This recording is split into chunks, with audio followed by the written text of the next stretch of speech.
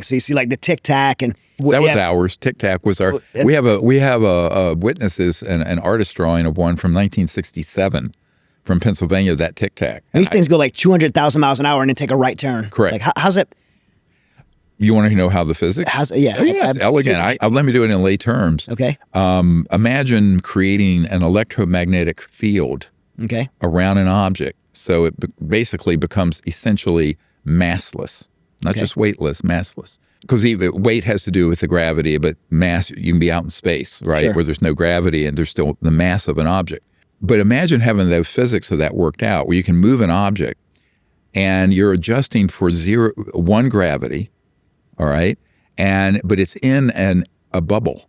It's sort of in a space-time bubble electromagnetically. So it can be moving at 200,000 miles per hour, no sonic boom, because it actually is slicing through the air without the clap that you'd have with a sonic boom from going faster than the speed of sound.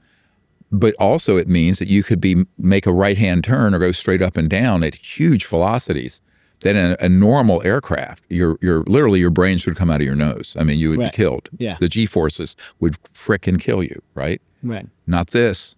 This technology allows for 1G and you're moving around. And what's the date where we mastered gravity control? I have a man who is the top scientist at the Naval Research Labs here in Washington. It's the largest Department of Defense lab. It's here in Southwest Washington. I've been there, been in the facilities. Mm-hmm. And he had been in the vault and he found the documents that stated October 1954, the year before I was born, is the date that we mastered gravity control. What I'm describing. Mm-hmm. So keep in mind that we have had man-made UFOs operational since the mid to late 50s. This tells me NASA's not involved. There is a compartmented operation in NASA that interfaces with these other agencies, but it's also being run criminally. Because, I mean, clearly the space shuttle and those and from that is outdated. Yeah. Oh, well, but ironically, my uncle's, when he worked on the lunar module, that landed on the moon with Neil Armstrong, that was rockets and jet thrusters in the Apollo mission, right? Right. By the time that Roman candle went up, we didn't need it. Right. But see, he worked on the conventional end of it, right? And he was a contractor. So he was Grumman, became Northrop Grumman, and it was part of the whole Apollo mission. Because the U.S. government doesn't build anything, corporations build things. Right. But these corporations have highly compartmented operations that are working on these technologies, and we can prove that. Right. And we have whistleblowers from in those systems. And now we can tell the law enforcement and military where these black sites are. Yeah. Now, lethal force is used at these places. And the other big problem, think about this. Your kit, you were, involved in operations, and imagine everything you were ever told about that you had technologically.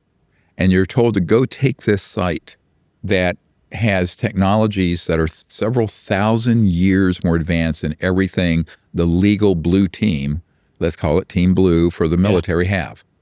How do you do that? This is a big problem.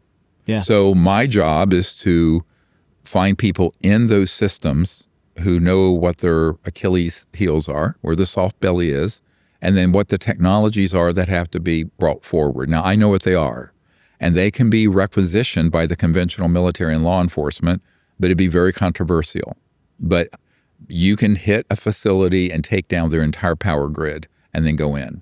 Yeah. And I'm not going to talk about more than that, but I'm just saying this is some of the stuff I have to deal with every day with a team that wants to save the country and do this. They're very heroic, and they all realize they could be killed, as we all do. Yeah. But you've been in that situation. Yeah. But these are very smart people on the right side of this who I hope will go the distance, because this is these initiatives I think are going to supersede Congress, because Congress has been dragging its feet, and I've been dealing with members of Congress since the 90s and various presidents, White Houses, and this. At a certain point, someone's going to have to say, let's roll. Someone's going to have to say, we've reached a conclusion. This is real. And it is an existential threat to the United States. It is criminal and treasonous, and we're going to fix it. But you're going up. It's a David and Goliath story. I don't care if you threw the whole capabilities of the legal, military, FBI, law enforcement of the United States at these guys.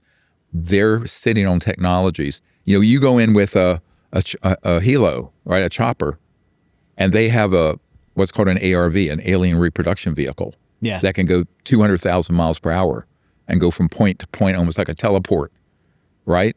Is it with a game, set, match?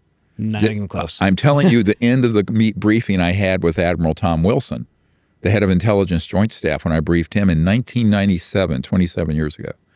And at the end of the meeting, I said, look, we need your help. You know, I'm working full-time as an emergency doctor, shuttling up here from North Carolina, where I lived then. I live now in Virginia. And he says, well, from what I've learned, A, he was threatened for inquiring about it. B, he was told he would be demoted and taken a star off his lapel if he pursued it any further. And then C, when he realized these technologies were real and were in the hands of a group of sociopathic humans that are in corporate, military, government, sort of this, it's a hybrid entity operating. You can't, if you go at it from the governmental point of view, it's corporate. If you go at it from a corporate point of view, it's government, top secret. They're very, very clever in how they sealed themselves off. But he says, look, it's point, set, match, because the best thing I have is a B-2 stealth, and they have these things that can do circles around it. I'm quoting. This is from the head of intelligence, Joint Chiefs of Staff, Admiral Wilson. So I said, yes, but there are workarounds. But see, now, the difference between 97 and now, there are a group of courageous, and I'm inviting more to come forward, men who are going to go, well, no. You know, look, the United States, we're sitting here in Washington, and Washington Monument's over there. A ragtag bunch of people, Washington, a few people, going up against the British Empire, you know, the empire on which the sun never set, right? And unfunded, ragtag group of people, and they founded something called the United States of America. So don't tell me that we can't do this. We can do it. Is it going to be easy? No. Is it dangerous? Yes. But are the benefits to the country? And we'd have a whole new economy. We would eliminate poverty globally. It would be the ship, the tide that lifts all ships. But it would also solve these intractable problems. The reason our kids are so depressed is that they don't see a future. They tell global warming or pollution, the oceans are dying and all this. And there's this gloom and doom. So I view all this as a message of great hope. But you have to cross this chasm of covert stuff to do it. And so you have to, for me, it's sort of been a spiritual journey to be able to keep that.